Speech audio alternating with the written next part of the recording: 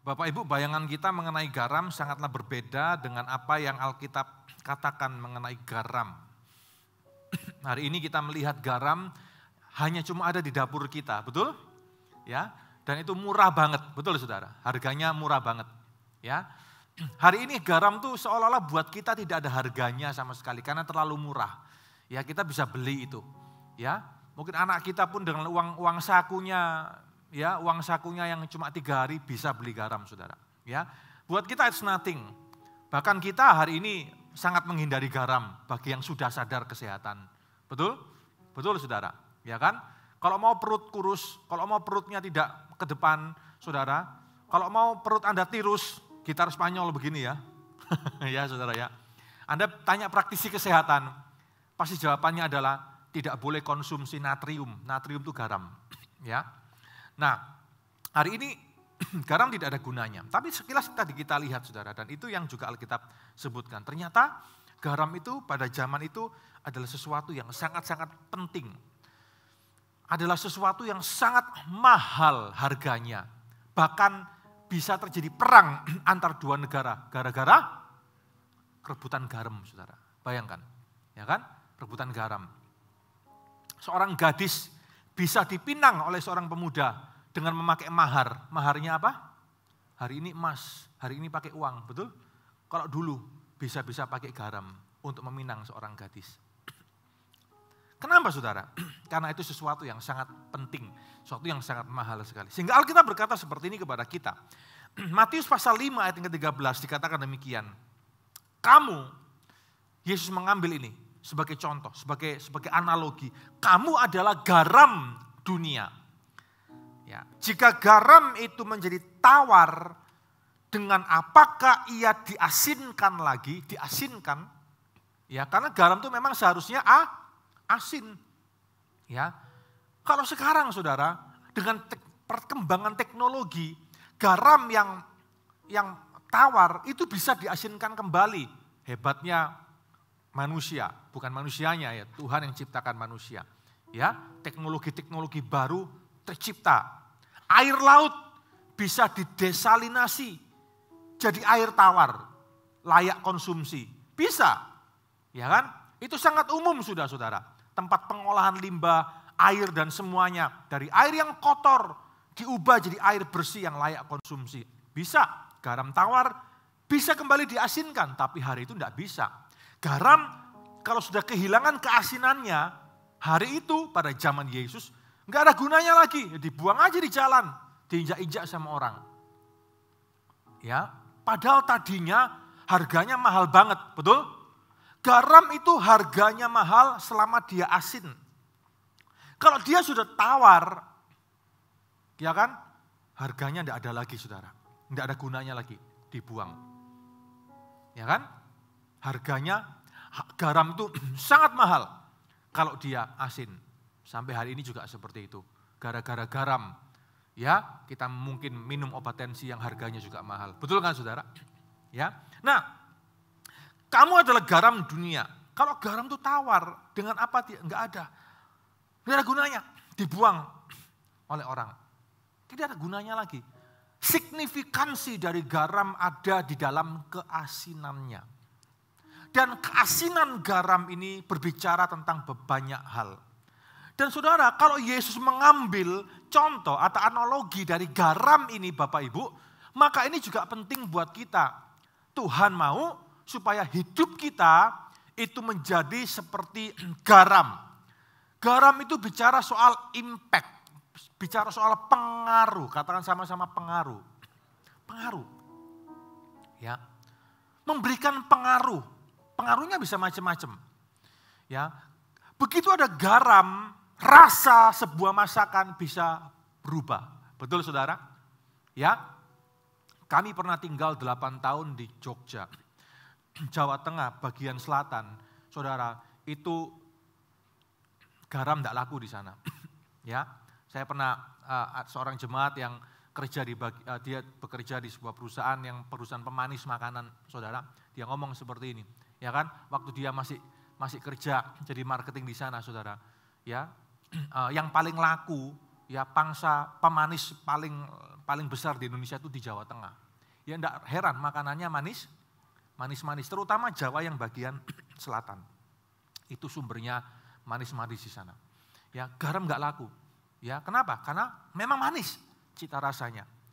Tapi berbeda dengan yang di Jawa Timur, berbeda dengan Jawa yang utara, Jakarta semua, apalagi Jawa Timur, Saudara. Ya, kita suka garam, betul enggak? Kita suka makanan yang lebih asin, lebih pedas, ya kan? Saudara, ada pengaruh di dalam garam, ya. Begitu dibuat, dikasih garam, pasti berbeda rasanya. Karena garam bicara soal impact, garam bicara soal pengaruh, ya, di dalam kehidupan ini. Sebagai anak Tuhan, sebagai orang Kristen, Alkitab juga mengatakan bahwa kita pun juga harus memberikan pengaruh. Kita ini ada di dalam dunia ini untuk memberikan pengaruh kepada orang-orang yang ada di sekitar kita. Entah pengaruhnya positif, seharusnya positif. Ya, tapi ada juga orang-orang yang saling memberikan pengaruh yang negatif. Hati-hati dengan hal itu. Kita harus ingat bahwa kita ini garam dunia. Kita harus ingat, Saudara, bahwa apa yang kita katakan, ya kadangkala apa yang kita katakan itu bisa berpengaruh, ya bisa melahirkan banyak hal, ya langsung atau tidak langsung. Hati-hati, Bapak Ibu, hati-hati, ya orang Kristen kalau sudah kehilangan garamnya, hati-hati, jangan-jangan Saudara akan terjadi hal-hal yang berbahaya. Saya mau kasih contoh buat Saudara. Bapak Ibu tahu namanya Mahatma Gandhi itu. Mahatma Gandhi bapak bangsa India, betul ya? Ya, andai kata waktu itu ketika dia datang ke sebuah gereja karena dia sangat mengagumi Kristus. Dia sangat mengagumi ajaran-ajaran Kristus. Andai waktu itu asyirnya sudah latihan, ya, andai waktu itu asyirnya sudah dilatih bagaimana jadi asyir yang baik. Saudara, ya kan, andai, maka kejadian ini tidak akan terjadi. Hari itu dia datang ke sebuah gereja orang-orang Inggris kulit putih, ya kan? Kalau dia berkata seperti ini, ya, nggak boleh masuk, loh, Saudara, ya apa? Ya kan? Nggak boleh masuk, ini gerejanya kulit putih, ya, kamu, ya kan, inlander, ya kan, Saudara, ya, kamu pribumi, ya, nggak boleh masuk, ini gerejanya ningrat, kaum ningrat, ini masalah, Saudara, ya kan? Hari itu Mahatma Gandhi yang kucel, yang kecil, yang hitam itu, Saudara, ditolak oleh gereja barat. Ya, gereja orang kulit putih. Ya, ini bahaya nih. Makanya gereja itu adalah gereja bagi segala suku, kaum, bangsa, dan bahasa. Amin, Bapak Ibu. Ini adalah satu sisi minus dari leluhur-leluhur bangsa kulit putih yang bawa kekristenan ke Indonesia. Ya. Orang-orang India yang ada di sana, kalau mau masuk ke gereja, kalau mau jadi Kristen, namanya harus diganti. Ya kan? Enggak boleh namanya Syahrukan, enggak boleh, Saudara, ya kan? Enggak boleh namanya Priyanka Chopra, enggak boleh itu, ya kan? Ganti semuanya. Namanya harus jadi nama barat, ya kan? Jane, Michelle, kan begitu, Saudara, ya kan? Apalagi ya Peter, ya kan, harus begitu. Enggak, Saudara. Ya, ini kesalahan. Maka dari itu kita enggak praktekkan lagi nama baptis kan? Ya kan? Ada yang masih punya nama baptis, Saudara? Itu salah satu produk penjajahan itu. Ya kan? Namanya bagus-bagus Supriyanto, dikasih nama baptis supaya lebih Kristen, bukan supaya lebih Eropa, ya kan? Itu mentalitas bangsa terjajah semacam itu. Gitu. Saudara, hari itu Mahatma Gandhi marah, ya kan? Kok begini sih orang Kristen? Ya kan? Kenapa aku dibedakan hanya karena aku hitam kucel, kecil, ya? Karena memang orang India seperti itu, betul, Saudara? Ya. Dia marah, dia ngomong seperti ini, I love your Christ, I like your Christ, but I don't like you Christian, I hate you Christian, because you are so unlike your Christ. Kamu gak seperti Yesusmu, aku suka Yesusmu, tapi kamu Kristen, orang Kristen aku gak suka. Kenapa? Karena kamu gak seperti Yesus yang kamu sembah itu. Hari itu andai kata asyirnya terlatih, hari itu andai kata asyirnya adalah garam dunia, memberikan pengaruh yang baik, ngerti artinya. Hati-hati dengan omongan. Saudara, saya percaya hari ini nasib India akan berbeda. India tidak akan pernah menjadi negara Hindu terbesar di dunia. Saya percaya India akan jadi negara Kristen. Hanya karena perkara kecil. Perkara kecil menggemakan perkara-perkara besar. Kita harus ingat ini dalam kehidupan kita. Hati-hati dengan what you say, dengan apa yang kita katakan. Kita harus pikir dulu baik-baik, saudara. Bahkan kalau itu adalah guyonan. Harus hati-hati dengan apa yang kita katakan. Seringkali perkataan-perkataan kita ini kecil. Ya kita anggap itu biasa. Tapi kadangkala itu juga menggemakan perkara-perkara besar. Kenapa? Karena kita ini impact. Kita ini memberikan pengaruh. Ya, sadar tidak sadar, langsung tidak langsung kita ini memberikan pengaruh. Kalau kita katakan kepada seorang anak, ya tidak bisa, kamu tidak bisa. Kamu tidak akan pernah bisa. Saudara, kadangkala itu tertanam dan dia akan besar dengan pemahaman itu. Aku tidak akan pernah bisa. Tidak bisa. Aku tidak akan pernah bisa. Dan jangan heran anak-anak muda akan bertumbuh dengan mentalitas kalah. Tidak bisa bersaing. Kenapa? Karena dari awal sudah tertanam sadar tidak sadar. Kamu tidak akan pernah bisa. Kamu tidak bisa. Tidak boleh ada kamus tidak bisa di dalam kehidupan kita. Minimal dicoba. Amin, Bapak Ibu. Yang harus ada di dalam kamus kita, coba, try. Kalau kita ngomong pasti bisa, siapa kita, saudara? Betul? Tapi coba, try. Coba, dicoba. Jangan pernah ngomong tidak bisa. Kadang kita harus bertobat dengan karena itu kita, kadang pemahaman kita sebagai bangsa seperti itu. Sesuatu kalau nggak dicoba nggak tahu kan, saudara. Ya, Bapak Ibu lihat depot baru, lewat gitu ya, kelihatannya enak. Besok lewat lagi, kelihatannya enak karena rame. Besok lagi sepi, Bapak Ibu ngomong apa? Kelihatannya nggak enak, hanya karena nggak ada yang makan, betul nggak? Besok lagi pergi, wih rame, kelihatannya enak. Besok lagi pergi, kelihatannya nggak enak karena sepi, nggak ada yang parkir. Loh, mana tahu Anda enak atau enggak? Kalau enggak, coba. Ya kan saudara? Engkau nek larang ya opo? Nah saudara, ya kan? Akeh alasan itu, gitu kan saudara ya. Banyak sekali alasan kita. Ya nggak usah banyak orang, kamu sendiri aja sendiri dulu. Ya, nah kalau mahal baru tahu, ya kan saudara ya. Datang aja dulu, baru kita tahu enak atau enggak enak. Kita sering kali senangnya jadi komentator, tapi enggak pernah main. Ya kan, lihat sepak bola itu. Ya kan, wayo, begitu ditendang di depan gawang, meleset gak gol. Ngomong apa kita, Ustaz? Ayo ya bapak-bapak itu, ya kan? Ya, guop, titik, kan gitu, sensor saudara, ya kan? Ya kan?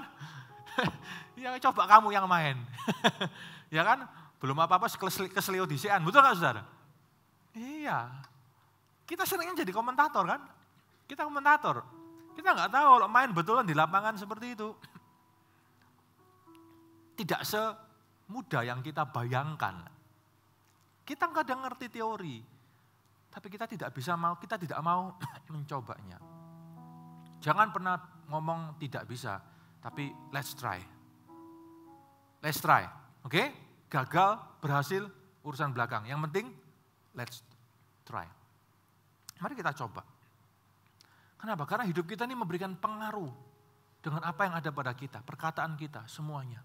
Bahkan di saat kita lemah pun, kita harus pastikan bahwa apa yang kita ucapkan, apa yang kita sampaikan adalah sesuatu yang tetap memberikan pengaruh yang baik, membangun.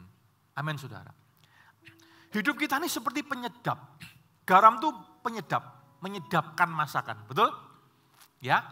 Kalau proporsinya pas, masakannya jadi sedap. Saudara, waktu di Jogja dulu saudara seringkali kita beli, ini enak. Begitu kita beli, dicoba, ya manis juga saudara. Ya kan? Apapun manis di sana, ya kan? Kadang-kadang bawa ke rumah ya, dimasak lagi, kasih garam lagi sedikit. Ya, biar apa? Biar ada rasanya. Hidup kita ini menyedap, sebagai penyedap. Garam itu menyedapkan. Mari kita lihat sama-sama Kolose 4 ayat yang ke-6. Kolose pasal 4 ayat yang ke-6. Mari kita lihat Alkitab kita sama-sama Bapak Ibu.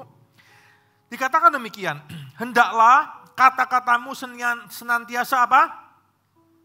Penuh kasih. Oke? Jangan hambar sehingga kamu tahu bagaimana kamu harus memberi jawab kepada setiap orang. Kata-katamu hendaklah penuh kasih, jangan hambar. Karena kata-kata kita ini menyedapkan, harus menyedapkan, memberikan kesedapan. Membangun, kata-kata yang membangun, kata-kata yang berpengaruh positif kepada orang lain. Amin, Bapak Ibu. Mari kita latih ini di dalam hidup kita hari ini. Ya, supaya kita bisa memberikan pengaruh yang baik kepada siapapun juga. Kepada orang yang bekerja kepada kita, kepada keluarga kita, ya, kepada rekan-rekan pelayanan kita, ya, kepada semua orang yang ada di sekitar kita hari ini. Ketika kita bekerja, ketika kita ada dimanapun kita berada, kalau kita mungkin masih sekolah, di sekolah atau di kampus, saudara, mari kita berikan sebuah ucapan, sebuah kata-kata yang menyedapkan. Ya, jangan sedikit-sedikit negatif, ya. Ngomongnya tuh selalu negatif. Ngomongnya tuh selalu, kalau orang Jawa Timur ya, Surabaya, ngomongnya sengak terus katanya, saudara kan. Ya kan begitu ya. Ngomong apa negatif terus. Ya, dalam orang kalau ngomongnya negatif, apa-apa negatif, hal besar negatif, hal kecil negatif. Kalau semuanya negatif berarti hidupnya orang itu sebetulnya negatif. Perspektifnya negatif, cara pandangnya negatif, cara mikirnya negatif. Persepsi, paradigmanya itu, ya, berpikirnya negatif, semua negatif. Kalau semua negatif, ya wajar kalau apa, saudara? Yang keluar pasti negatif. Jangan jadi negatif person, jangan jadi orang yang negatif. Jadilah orang yang positif. Ini bukan pikiran positif, bukan saudara. Ya, jadilah orang yang selalu lebih positif. Bahkan kita pun harus belajar, saya pun juga harus belajar juga untuk lebih ngomong sekalipun negatif, tapi disampaikan di dalam gaya bahasa yang positif. Kadang itu penting dan itu perlu saudara. Bukan supaya orang tidak tersinggung dengan kita, enggak. Tapi supaya kita bisa support, supaya kita bisa mendorong orang lain untuk bisa lebih progres, lebih maju lagi dalam kehidupan ini. Amin. Mari kita belajar untuk seperti itu ya. Hidup kita nih sebagai penyedap. Berikan kata-kata yang baik, kata-kata yang positif. Kata-kata yang membangun satu dengan yang lainnya. Ya. Berikan kata-kata yang positif. Dorong orang terus untuk maju. Hidup ini untuk apa? Dalam dunia kuno, garam juga dipakai untuk apa saudara? Mengawetkan. Yang pertama menyedapkan, yang kedua itu mengawetkan. Mayat itu bisa diawetkan dengan garam. Selain sebelum ditemukan teknik-teknik pembalsaman mayat, ya pakai ini, pakai itu saudara, ya kan pakai yang terbaru, teknologi terbaru pakai formalin, ya kan. Tapi jauh sebelum ditemukan formalin, pakai macam-macam. Yesus itu juga, kalau Anda baca Alkitab, Yesus itu mayatnya diapakan? Ya, dilaburi oleh minyak kan saudara. Itu minyak teknologi untuk mengawetkan jenazah pada zaman Yesus hidup itu. Abad pertama Masehi. Sebelum itu dipakai apa? Garam. Garam itu mengawetkan. Mengawetkan itu artinya apa? Mencegah pembusukan. Oke? Mencegah pembusukan, diawetkan. Nah saudara, hidup kita tuh seperti itu, mengawetkan. Artinya apa? Mencegah pembusukan. Ya, dengan apa? Dengan sesuatu yang baik yang kita bisa lakukan. Mencegah sesuatu yang buruk terjadi. Kita harus memberikan sesuatu yang positif. Ya, mencegah hal-hal yang buruk yang bisa terjadi supaya kita terus bisa memberikan sesuatu yang positif dalam hidup ini. Itu artinya mengawetkan. Mencegah pembusukan terjadi. Mencegah hal-hal yang tidak baik terjadi. Mencegah hal-hal yang kadangkala, saudara, kadangkala loh ya, dalam titik tertentu kadangkala itu kita yang justru mungkin dalam tanda kutip loh ya, jadi korbannya. Kadang seperti itu saudara. Ya, kadang loh ya, kadang. Supaya situasi tidak tambah lebih buruk lagi, kadang kita yang Tuhan taruh di tempat tertentu supaya kita ini akhirnya mungkin kita yang dalam tanda kutip jadi korban. Contoh, ya keluarga lagi rame, ya keluarga besar lagi rame, kadangkala untuk supaya keluarga ini tidak pecah, Tuhan taruh kita sebagai orang yang lebih mengerti firman. Untuk apa saudara? Kita yang berkorban. Kadang seperti itu. Supaya apa? Supaya enggak pecah. Orang enggak tahu. Akhirnya disalahkan siapa? Kita kadangkala. Betul saudara? Betul? Saya kemarin ngomong-ngomong di sana dengan dengan Pastor Caleb kan minggu lalu, ya. Kita sebut cerita tentang banyak, sebut satu kasus di Indonesia ini, kasus yang satu mega proyek yang macet saudara, dan yang kemudian diusut sama KPK dan kemudian kena ini, ya kan, presidennya itu salah satu juga salah satu juga orang yang punya gelar pendeta juga saudara, masuk ke KPK. Wah, jadi kita taunya yang di luar kan saudara ya. Tapi yang di dalam, we never knew. Ternyata yang di dalam ada behind the skin-nya, ada ceritanya. Ada ceritanya sampai bagaimana orang ini harus pasang badan, ya, untuk mengorbankan diri masuk ke dalam, saudara.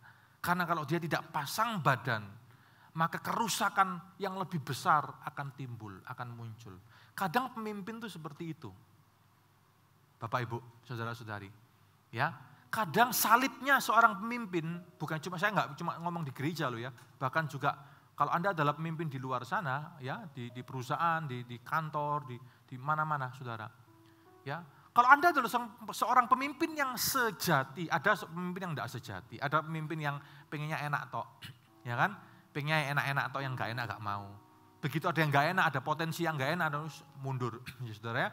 Yang pion-pionnya dimajukan, jadikan korban seperti itu. Itu pemimpin yang tidak baik, pemimpin yang tidak sejati. Tapi kalau Anda adalah pemimpin yang sejati, kadangkala hal-hal yang tidak ideal bisa saja terjadi.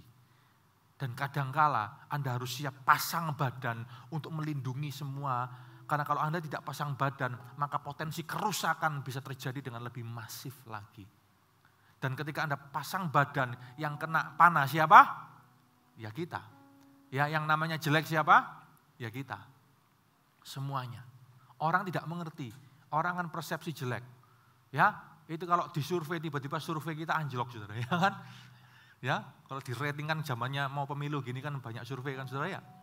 Itu kalau disurvei langsung anjlok survei kita. Nilainya. Saudara, tapi kadang itulah menjadi panggilan kita. Garam itu mencegah pembusukan.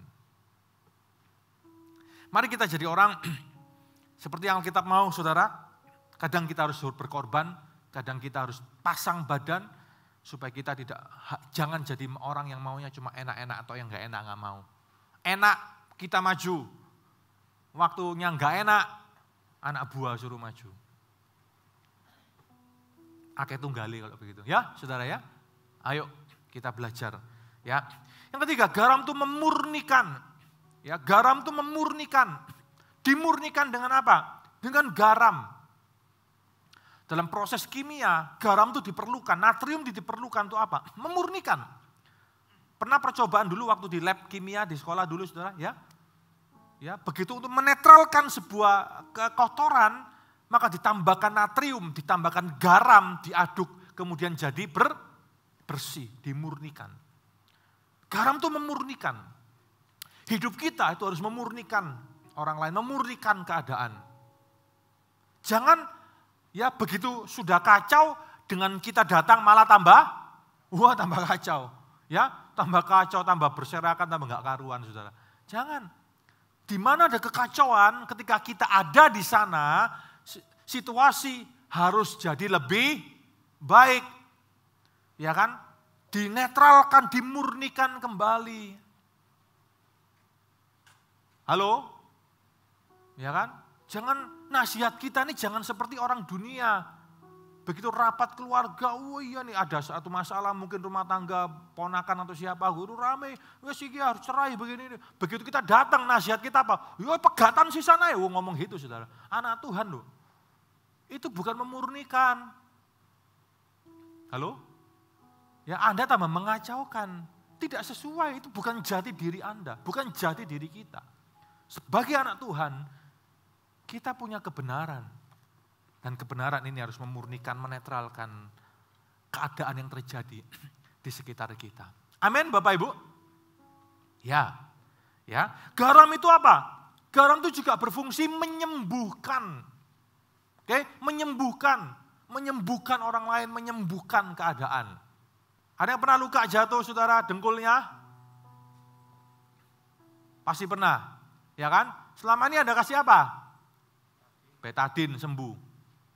Saya kasih masukan, coba ambilin garam sekali-sekali ya, taburin garam saudara ya. Apa yang terjadi saudara? Kaing-kaing saudara. Tapi sembuh. Ya kan? Ya kalau nggak pingsan dulu, sembuh dulu kan gitu saudara ya. Kenapa? Natrium itu menyerap racun. Menetralkan. Menyembuhkan. Dalam situasi yang chaos, keberadaan diri kita harus menyembuhkan situasi, menyembuhkan suasana. Bukan malah memperlebar jurang, memperkacau semua. Kita harus menyembuhkan semuanya. Merajut kembali semuanya. Merajut semua pihak yang berseberangan. Mendamaikan kembali. Itulah panggilan anak Tuhan. Amin Bapak Ibu. Ya, terapkan ini dalam situasi kehidupan kita. Situasi keluarga kita mungkin. Terapkan ini. Garam itu juga membuat haus, saudara. Garam itu membuat haus. Ya, gara-gara kena garam, pengen minum, betul nggak? Kita makan, enak, ya, tapi kita akhirnya jadi haus. Garam akan membuat orang jadi haus. Keberadaan kita membuat orang tuh pengen tuh selalu dekat kita. Pengen dengarkan kata-kata kita. Ada sesuatu yang positif, setiap orang dekat dengan kita, ada sesuatu yang positif yang didapatkan. Mereka tuh tahu bahwa kita bisa memberikan tuntunan, kita bisa memberikan sebuah jalan keluar, solusi. Amin Bapak Ibu. Jangan malah ada kita tambah dijauhi. Ya kan?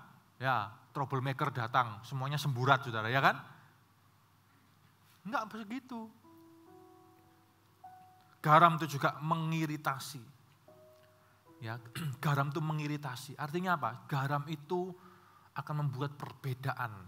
Dengan keberadaan kita, saudara, kita harus menjadi sumber perbedaan dalam situasi kehidupan kita. Amin.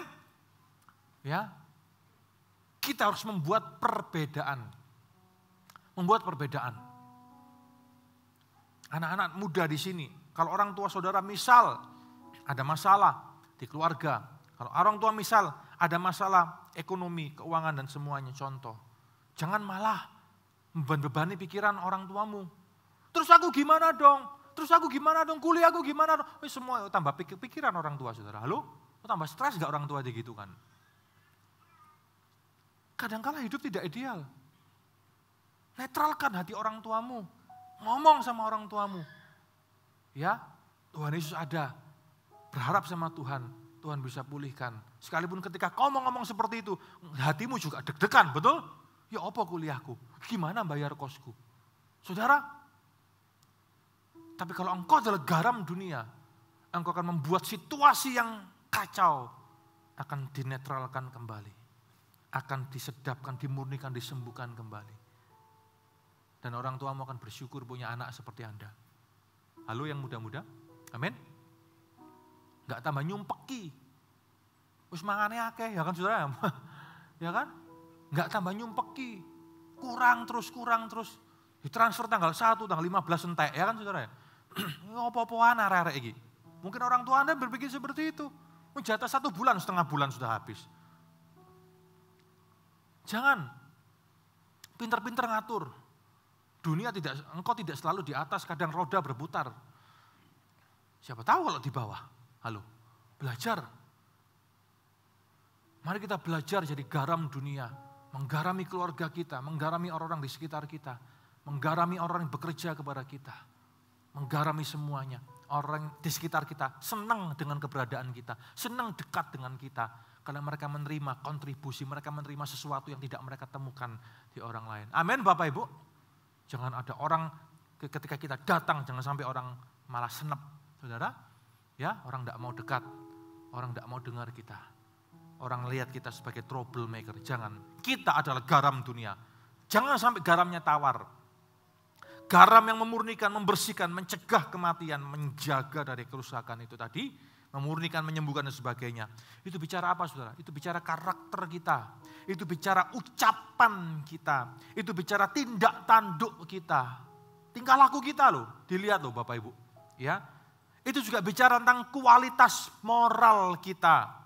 Itu bicara soal perspektif kita, persepsi kehidupan kita, paradigma kita, pemikiran kita. Itu bicara tentang semua yang ada pada kita yang orang bisa saksikan, bisa lihat. Karena kita adalah cerminan Kristus, suratan Kristus yang terbuka.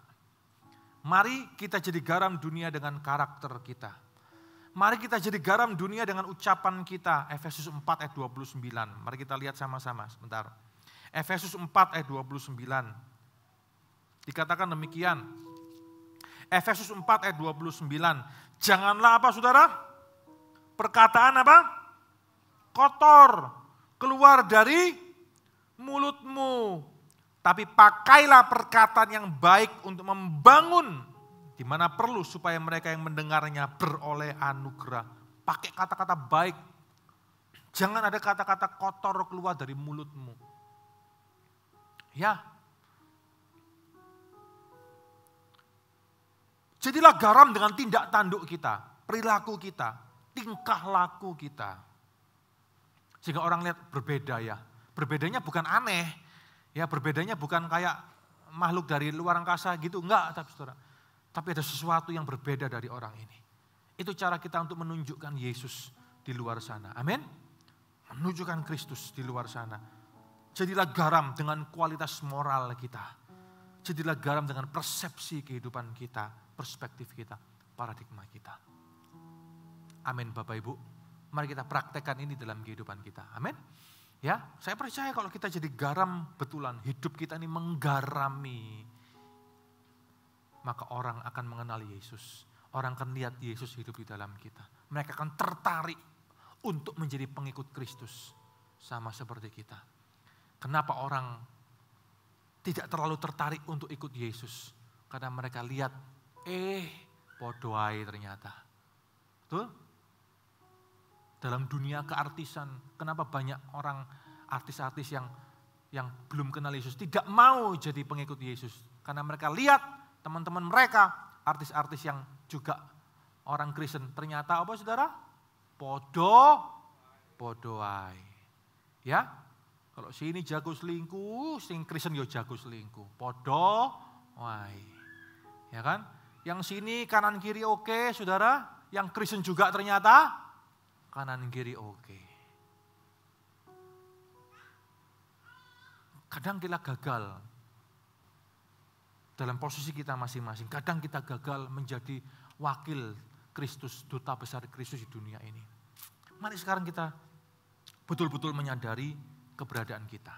Amin Bapak Ibu. Ya, mari kita betul-betul menyadari. Praktekkan ini di dalam keluarga Anda. Keluarga besarmu. Praktekkan ini dengan tetangga di kanan kiri Anda. Amin. Praktekkan ini dengan semua orang yang ada di sekitar kita. Biar mereka betul-betul lihat Kristus di dalam kehidupan kita. Amin saudara. Haleluya.